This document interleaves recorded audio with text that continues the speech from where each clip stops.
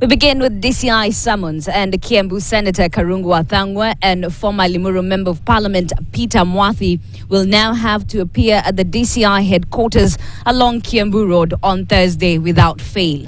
Now, this was after Thang'wa showed up at the Central Region DCI offices in Nyer, where he had been summoned last week. Now, the DCI sought to get first-hand information about the happenings at the chaotic burial ceremony where former Deputy President Rigathi Gachagua attended. Clement Masombo reports. Leaders allied to former Deputy President Rigathi Gachagua turned up at the Central Kenya Region DCI offices in solidarity with the Kiambu Senator Karungu Thang'wa, who was summoned last week to appear before the investigation officers.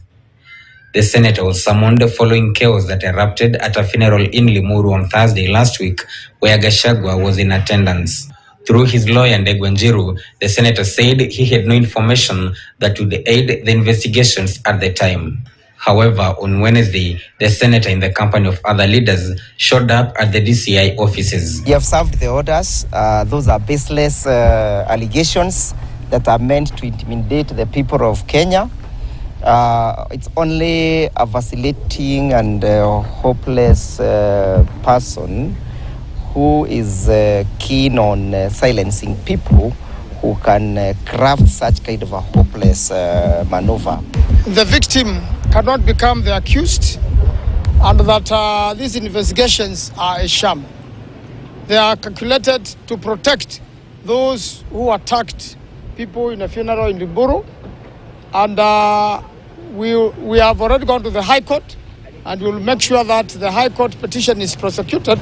But in a new twist of events, the senator has now been summoned to appear at the DCI headquarters in Nairobi. His counterpart, the former MP for Limuru Peter Mwathi, who had not been summoned earlier but had accompanied the senator to Nyer, was also summoned to appear without fail on Thursday. We cannot come here to try to help DCI to do the investigation. They are the investigation branch. So for us, we feel that this is part of the intimidation, trying to make sure that we don't serve our people. I come from Kiambu. We are in Nyeri. We do not understand why they summoned us here. Then after we get here, they tell us that we have to go back to Nairobi. I actually volunteered the information that I was in that event, upon which then they decided that I also have to write a statement. And not just writing a statement. Actually, they decided that I am one of the perpetrators of the heinous acts that we saw there. If you imagine that you can intimidate us to measure the resolve that we have, we are extremely determined. Determined to speak for our people, determined to speak for our nation, and determined to stand strong and stand for what we actually believe in.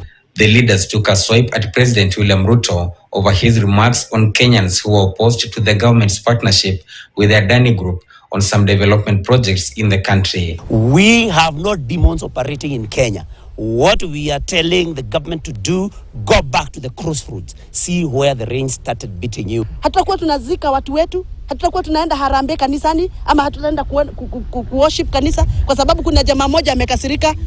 Hapana.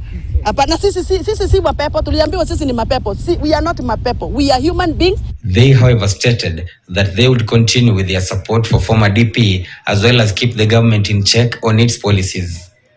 Clement Masombo, KTN.